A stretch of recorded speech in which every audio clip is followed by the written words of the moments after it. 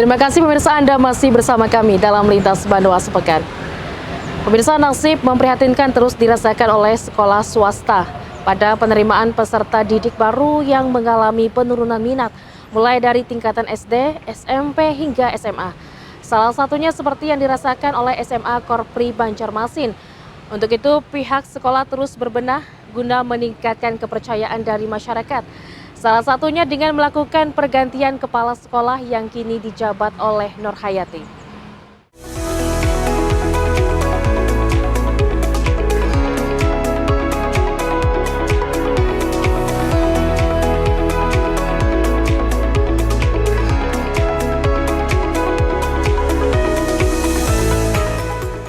Ketua Yayasan Pendidikan Korpri Banjarmasin, Haji Napsiani Samandi, secara langsung melantik dan mengambil sumpah jabatan Kepala dan Wakil Kepala Sekolah SMA Korpri Banjarmasin pada serah terima jabatan yang berlangsung di sekolah tersebut di kawasan Jalan Tanjung 1, Kelurahan Sungai Miai, Banjarmasin Utara, Selasa 9 Juni.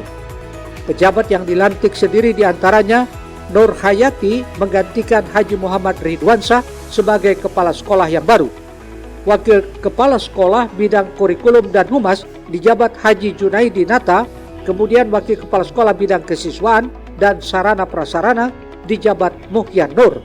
Kegiatan ini menjadi salah satu upaya dalam mereformasi kebijakan maupun program kerja yang dilakukan guna menyikapi fenomena yang kini dihadapi sekolah seperti menurunnya minat masyarakat untuk bersekolah di SMA Korpri Banjarmasin.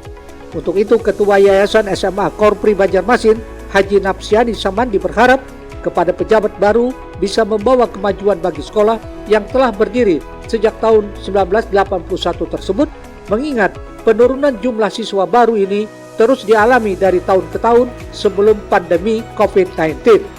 Apalagi SMA Korpri Banjarmasin sendiri telah banyak berkontribusi dalam mencetak lulusan berkualitas hingga mampu bersaing di masyarakat dan kebanyakan kini berkiprah di pemerintahan daerah. Oleh karena kita berharap kebijakan pemerintah provinsi ke depan bagaimana sama-sama membangun sekolah swasta. Karena sekolah swasta bagaimana punya kontribusi yang cukup banyak, cukup besar untuk menciptakan generasi-generasi kita yang ke depan. Wabil khusus untuk di Kalimantan Selatan. Ternyata alumni SMA swasta ini banyak yang menjadi pejabat-pejabat di daerah, ya kan?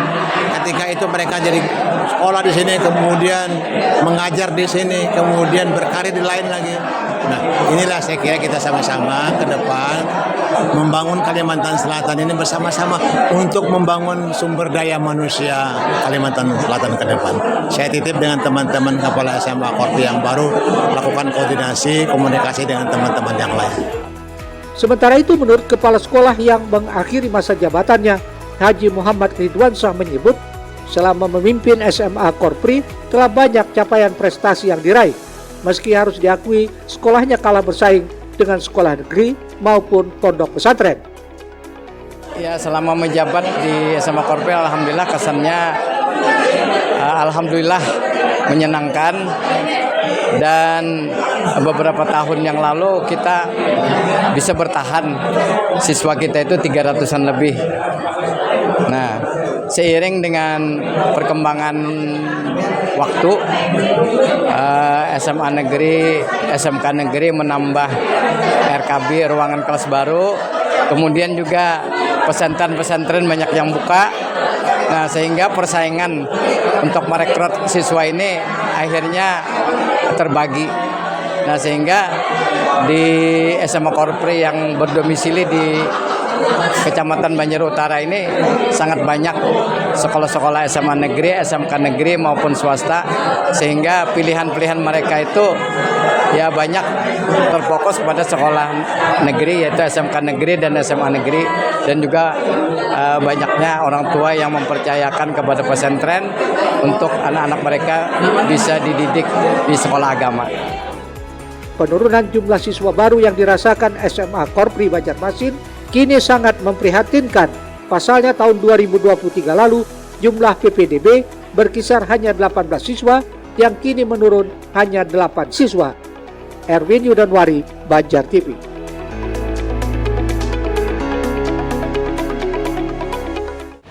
Selanjutnya, pemirsa, nasib sepinya minat calon peserta didik baru juga turut dirasakan SMP Muhammadiyah 6 Banjarmasin.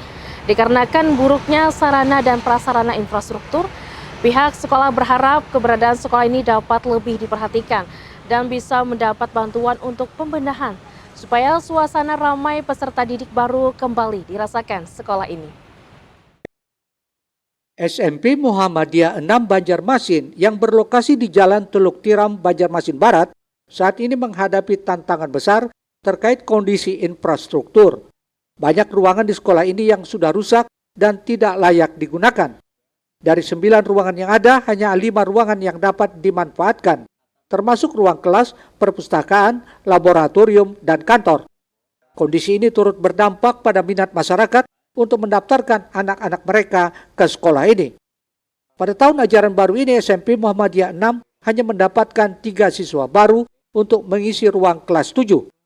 Meski demikian, sekolah terus berupaya mempromosikan lembaga pendidikan ini, diantaranya dengan meningkatkan prestasi dan kualitas pendidikan yang diberikan agar dapat menonjol dan menjadi nilai jual kepada masyarakat. Hal tersebut seperti disampaikan Kepala SMP Muhammadiyah 6 Jumansa saat ditemui Banjar TV di ruang kerjanya Senin 8 Juli lalu. Ya kalau kita lihat ya terutama dari segi fisik gitu, bangunan SMP Muhammadiyah 6 ini sudah kurang layak ya.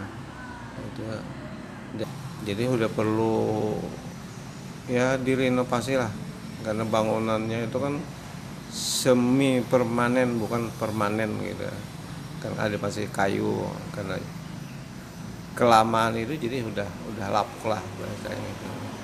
Juman berharap sekolah yang berada di bawah naungan pimpinan cabang Muhammadiyah 12 ini bisa mendapat bantuan untuk pembenahan sarana dan prasarana agar menarik minat para calon peserta didik baru. Di samping dapat terus berdiri untuk memberikan pendidikan yang sesuai dengan ajaran agama Islam di tengah pesatnya perkembangan zaman. Ridho melaporkan untuk Banjar TV. Pemirsa, berbeda dengan sekolah lainnya saat memasuki ajaran tahun baru. Biasanya para orang tua peserta didik baru mendampingi anaknya untuk beradaptasi di sekolah dasar. Namun kondisi ini tak terlihat di SDN Teluk Dalam 10 Banjarmasin. Pasalnya sekolah yang berada di Jalan Sutoyo S, Gang 12, Kelurahan Teluk Dalam ini tidak ada satupun menerima peserta didik baru. Kondisi berbeda terjadi pada lembaga pendidikan kawasan perkotaan di Sekolah Dasar Negeri SDN Teluk Dalam 10 yang berada di Jalan Sutoyo S, Gang 12, Kelurahan Teluk Dalam, Kota Banjarmasin. Bukan karena bangunan ataupun infrastruktur sekolah yang tidak layak, namun kondisi memprihatinkan terjadi. Pasalnya hingga dimulainya tahun ajaran baru tak ada satupun peserta didik yang mendaftarkan diri di sekolah ini. Tampak terlihat kursi di ruangan kelas 1 yang rencananya jumlah pagu diisi 20 anak, namun malah sepi tak berpenghuni. Pada hari pertama sekolah pada 8 Juli 2024, para guru terlihat pasrah karena sejumlah usaha telah mereka kerahkan untuk menarik minat para calon wali murid. Salah seorang guru yakni Erni menjelaskan, faktor minimnya siswa yang mendaftar dikarenakan di lingkungan sekitar banyak usianya yang sudah tidak produktif. Di sisi lain juga karena ada SD lain yang berdekatan, membuat sekolah yang posisinya lebih ke belakang menjadi kurang diminati. Kalau faktor kenapa jadi tidak yang mendaftar mungkin itu karena mula siswa usia yang masuk sekolah tuh berkurang. Nah, di lingkungan sini mungkin usianya sudah banyak yang tidak produktif. Kalau sebelumnya ada 7 orang. Jadi ini ada penurunan lah. Saat ini kosong. Saat ini memang kosong, belum ada yang mendaftar sama sekali. Jumlah siswa yang masuk sekolah itu menurun. Memang tidak ada. Kemudian kan dengan bersaing juga loh dengan Sebelah. Dijelaskannya juga hal ini bukanlah sesuatu yang mengejutkan, sebab telah dirasakan sejak beberapa tahun terakhir, yang memperlihatkan jumlah siswa yang masuk semakin menurun setiap tahunnya, dan puncaknya pada tahun ini. Ditambahkannya, kondisi ini telah disampaikan kepada pihak Dinas Pendidikan Banjarmasin yang di mana wacananya akan dilakukan penggabungan sekolah. Rido melaporkan untuk Banjar TV. Kita beralih ke informasi lain. Pemirsa, pemerintah Kabupaten Banjar melalui Dinas Kebudayaan, Kepemudaan, Olahraga dan Pariwisata kembali menggelar event Tahun Baru Islam 1446 Hijriah yang diikuti ribuan anak-anak TK Al-Quran dan TPA se-Kabupaten Banjar di ruang terbuka hijau Alun-Alun Ratu Zaleha, Martapura, Minggu pagi. 3, 2, 1. Allahumma salli ala Muhammad. Allahumma salli ala Rasulika Sayyidina Muhammad. Beginilah keseruan anak-anak TK Al-Quran dan TPA se-Kabupaten Banjar dalam menyemarakan event Tahun Baru Islam 1 Muharram 1446 Hijriah yang diselenggarakan Dinas Kebudayaan, Kepemudaan, Olahraga dan Pariwisata Kabupaten Banjar. Berbagai macam atribut dan miniatur bernuansa Islami dibawa peserta melalui rute dari RTH Ratu Zaleha ke Jalan Ahmad Yani menuju Jalan Sultan Adam, lanjut ke Jalan Sukaramai dan kembali di RTH Ratu Zaleha, Martapura.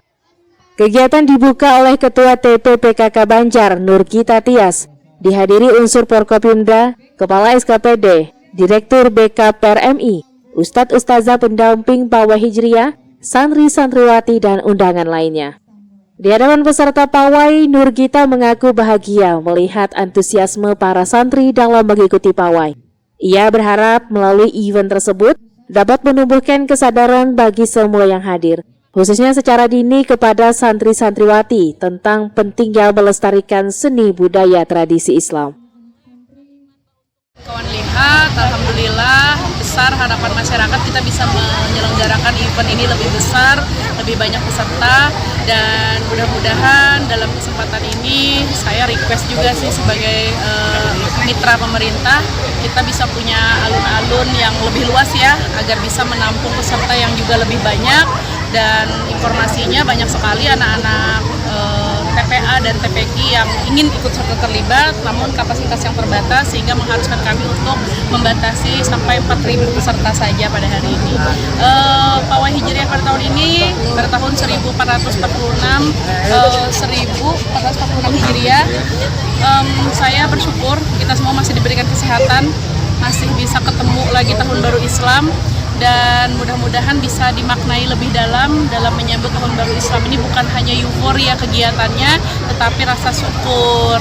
Mudah-mudahan semua nikmat kita ditambah oleh Allah Subhanahu Wa Taala, dan tahun mendatang kita masih panjang umur dan ketemu lagi di event yang lebih besar ya. Kepala Disbud Porapar Banjar Irwan Jaya mengatakan, tema Pawai Hijriah tahun ini adalah menyambut bulan Muharram, memperkuat iman, persaudaraan dan solidaritas. Sementara rute yang dilalui disesuaikan dengan peserta yang masih kecil-kecil. Tahun ini kami pertahankan 4.000 karena sebenarnya permintaannya banyak, hampir 10 ribuan.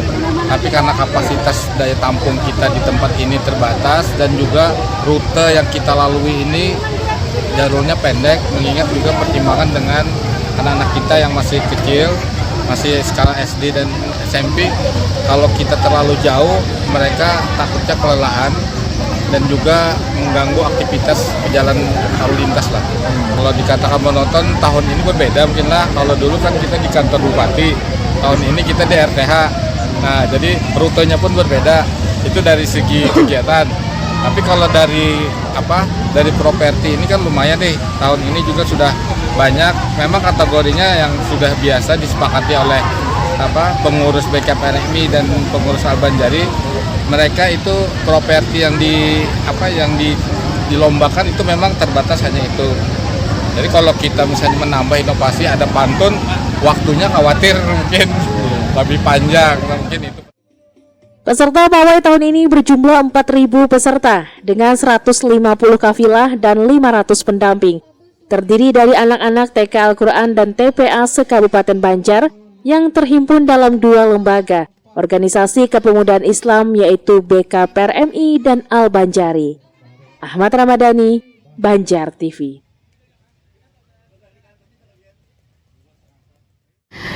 Informasi selanjutnya, pemirsa, meski dari hasil swadaya, namun Forum Silaturahmi Ustadz Ustazah atau PSU Kota Banjarmasin mampu menggelar acara Jalan Sehat dalam menyambut Tahun Baru Islam yakni 1 Muharram 1446 Hijriah yang diikuti ribuan anak-anak hingga orang dewasa dengan berbagai door prize diantaranya 3 buah sepeda dan uang tunai.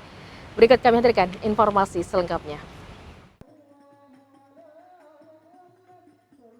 Masyarakat Muslim di berbagai penjuru penuh antusias dalam menyambut Tahun Baru Islam 1 Muharram 1446 Hijriah dengan beragam perayaan.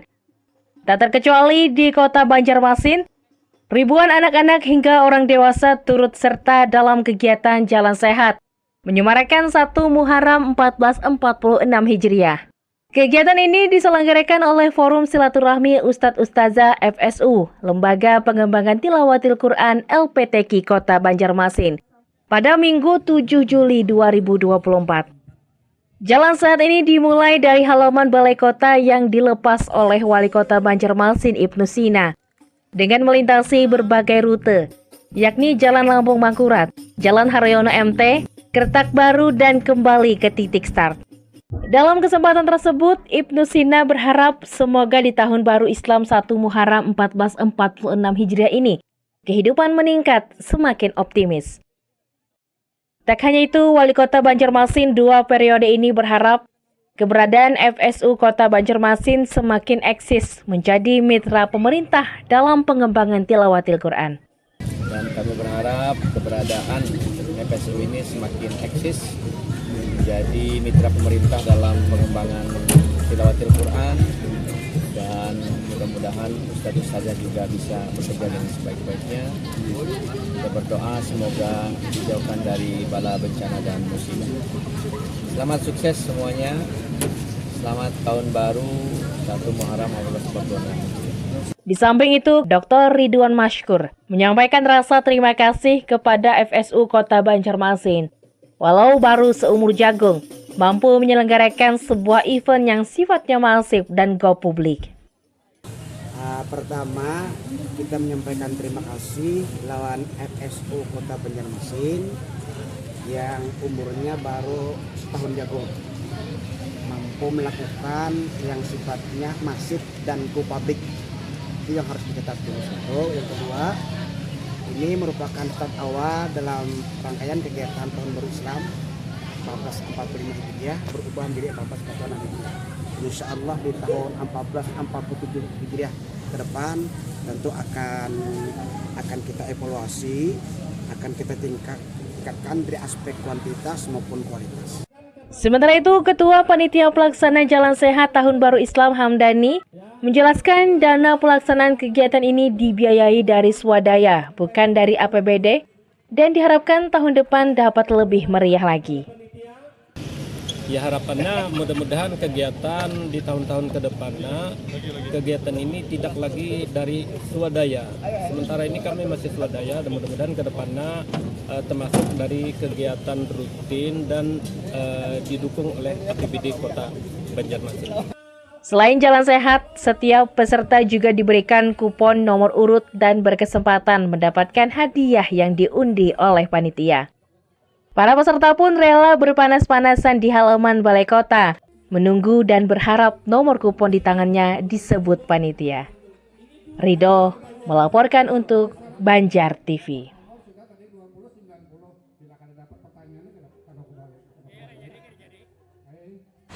Pemirsa, segera akan kami hadirkan Kalsel Umroh, Haji dan Wisata Halal Expo 2024. Informasi selengkapnya setelah jeda iklan berikut ini.